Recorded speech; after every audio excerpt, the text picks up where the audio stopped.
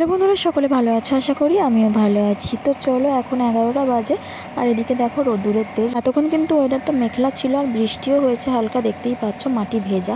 তো যাই হোক, ওদিকে জামা কাপড়গুলো তুলে নিয়েছিলাম রোদ্দুরের জন্য, আবারও বের করে দিলাম শুকনো হবে বলে। আর ওদিকে আমার রান্নাও হয়ে গেছে। চলো কী কী রান্না হয়েছে একবার তোমাদেরকে দেখিয়ে দিই। তো হচ্ছে মাছ ভাজা, দুটো মাছ ভাপি পাঠিয়েছিল আর তার সাথে বেগুন ভেজে নিয়েছি একটা। আর এখানে দেখো হচ্ছে পটল দিয়ে আলু দিয়ে একটু মাখা মাখা তরকারি, এটা নিরামিষ করেই করেছি। তো যাই হোক, এই নোংরাগুলো এখন আমি তুড়ি মেরে পরিষ্কার করে নেব। দেখতেই পাচ্ছ সমস্ত কিছু মুছে টুছে তুড়ি মেরে পরিষ্কার করে নিলাম, সঙ্গে গ্যাসটাও। আর ওদিকে পরিষ্কার টরিষ্কার করে নিয়ে চলে গেছি কলতলায়। ভাবলাম আগে মেয়েটাকে স্নান করিয়ে দিই, তারপরেই বাসনগুলো মাজবো।